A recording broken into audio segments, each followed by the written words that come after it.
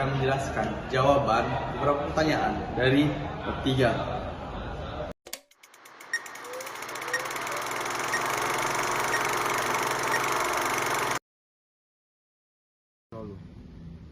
Menurut para pengamat seperti Haris Azhar dan lembaga seperti Elsam, kebijakan imigrasi Indonesia cenderung menempatkan migran dalam posisi rentan.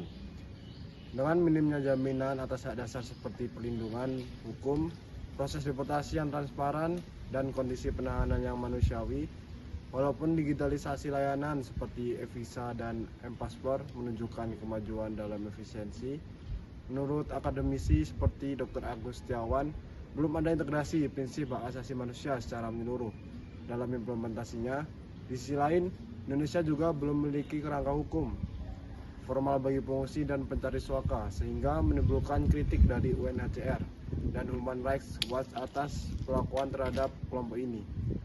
Para ahli menyarankan revisi kebijakan dan peningkatan pelatihan petugas imigrasi guna memastikan prosedur keimigrasian lebih adil, transparan, dan menjunjung tinggi hak migran. Sistem visa dan isi tinggal Indonesia cenderung lebih ketat dibanding negara ASEAN lainnya. Menurut Profesor Hikmahanto Juwana, pendekatan ini bertujuan melindungi pasar kerja lokal meskipun sudah tersedia sistem e-visa. Namun, seperti disampaikan Dr. Dina Wisnu, birokrasi masih menjadi hambatan. Sebaliknya, Malaysia dan Filipina lebih longgar, khususnya bagi pensiunan dan diaspora. Meski Filipina masih tertinggal dalam digitalisasi, sementara itu Singapura dan Thailand lebih terbuka dan kompetitif dalam menarik tenaga kerja asing. Singapura dikenal sangat efisien dan ramah ekspatriat melalui sistem visa seperti Employment Pass. Thailand juga melalui menawarkan visa inovatif seperti Smart Visa untuk profesional asing. Kedua negara ini dinilai lebih progresif dalam menjadikan visa sebagai bagian dari strategi ekonomi.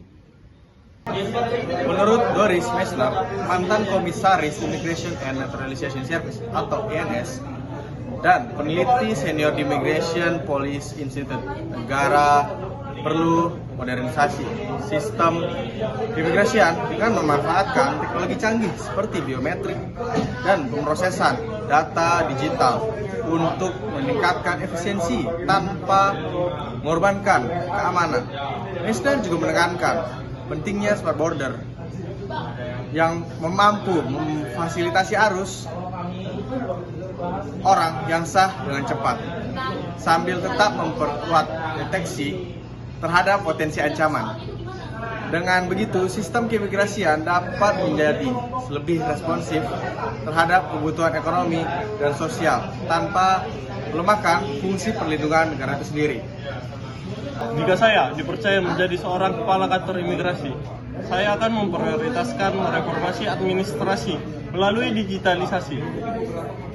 Digitalisasi ini bisa dari digitalisasi administratif yang mengutamakan proses dan penguatan sistem online. Karena digitalisasi dapat mempercepat layanan seperti permohonan paspor, visa, dan pelaporan pelanggaran. Sekaligus bisa mengurangi korupsi karena kita dapat meminimalisir kontak langsung dengan konsumen. Sistem ini dapat dirancang dengan transparan, mudah diakses, dan edukatif. Sejalan dengan pandangan Profesor Renal Kasali, seorang profesor UI, yang mengatakan digitalisasi bukan hanya soal teknologi, tetapi perubahan mindset agar birokrasi lebih cepat, bersih, dan berorientasi kepada pelayanan publik. Pada kesempatan kali ini saya akan meninjau tentang penggunaan teknologi biometrik pada konteks perlindungan data dan hak asasi manusia. Teknologi biometrik mengidentifikasi individu melalui ciri biologis atau perilaku untuk seperti sidik jari dan wajah. Penggunaannya meluas di berbagai sektor, namun data biometrik selalu perlu perlindungan ekstra. Hak privasi dijamin oleh Deklarasi Universal HAM dan ICCPR, sehingga penggunaan biometrik tanpa dasar hukum dianggap pelanggaran hak asasi manusia yang berat.